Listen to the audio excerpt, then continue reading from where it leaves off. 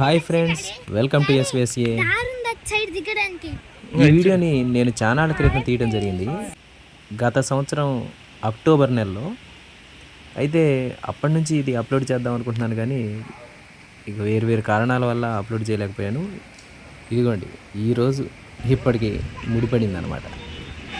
ఆ రోజు మేము కమలాపురం నుంచి మేడారం వైపు వెళుతున్నాం అనమాట. ఆ వెళ్ళే దారిలో అనుకోకుండా ఒక చిన్న బ్రిడ్జి, ఆ బ్రిడ్జి చుట్టుపక్కల పచ్చని చెట్లు, ఆ బ్రిడ్జి కింద నుంచి సన్నని దారతో నీళ్లు ప్రవహించడం, ఆ ప్రకృతి రమణీయ దృశ్యాలను చూసి మాకు చాలా ఆనందం కలిగింది. అందుకే ఓ పక్కన కారు ఆపుకొని అందరం కలిసి అక్కడ దిగి ఆ నీళ్ళల్లో కాసేపు సరదాగా గడిపాం.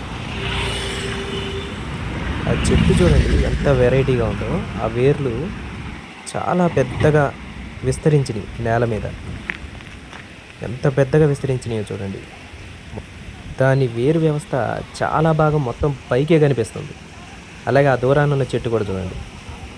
అంటే ఇక్కడ బాగా వర్షాలు పడినప్పుడు వాటర్ ఫ్లో వల్ల ఆ వేర్లన్నీ బయటకు వచ్చి ఉంటాయి.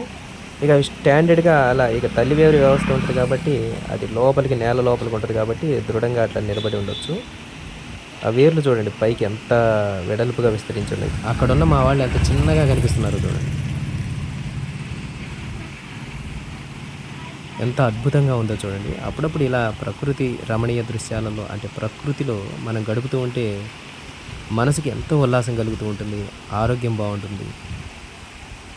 మనకి ఎన్ని టెన్షన్లు ఉన్నా కూడా సహజంగానే ప్రశాంత స్థితిని పొందవచ్చు.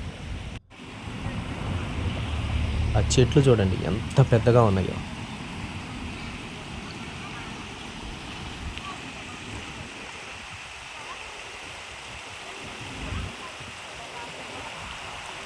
ఆనందాన్ని పొందడం కోసం, టెన్షన్లను పోగొట్టుకోవడం కోసం, మానసిక ప్రశాంతత కోసం వేలకు వేలు, లక్షలకు లక్షలు ఖర్చు పెట్టాల్సిన అవసరం లేదు. అప్పుడప్పుడు దారి వెంట వెళుతూ ఉంటే ఇలాంటి ప్రకృతి రమణీయ దృశ్యాలు కనిపించినప్పుడు సరదాగా కాసేపు అలా ఆనందించగలిగితే అది మనకి ఎంతో మేలు చేస్తుంది.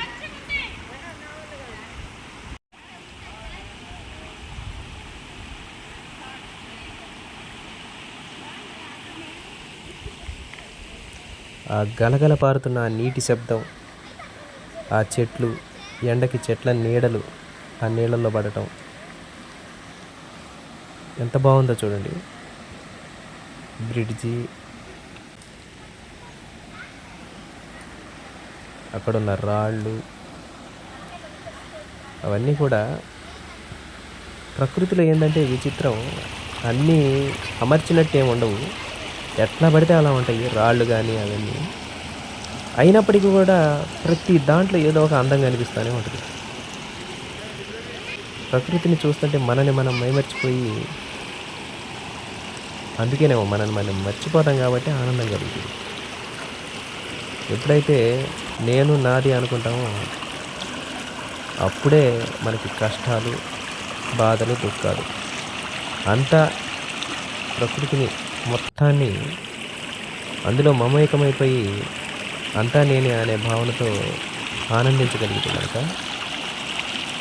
అప్పుడు పరమానంద స్థితిని పొందుతాం. ఆ ప్రకృతి మన అణువు అణువులో ఆనందాన్ని నింపుతుంది. ఆ భావనే చాలా అద్భుతంగా ఉంటుంది. మా వాళ్ళు చూడండి ఎంత చక్కగా ఆడ రాళ్ళల్లో కూర్చొని కాళ్ళు కడుక్కుంటున్నారు. చల్లని వాటర్లో కాళ్ళు పెట్టి ఎంజాయ్ చేస్తున్నారు.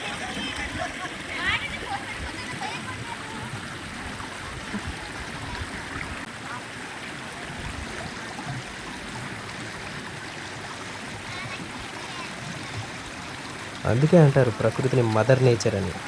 తల్లిలాగా మనని ఆదరిస్తుంది, లాలిస్తుంది, మురిపిస్తుంది, ఆనందింపజేస్తుంది.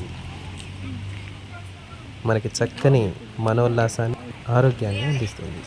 ఈ వీడియోని చివరి వరకు చూసినందుకు మీ అందరికీ మా హృదయపూర్వక ధన్యవాదములు.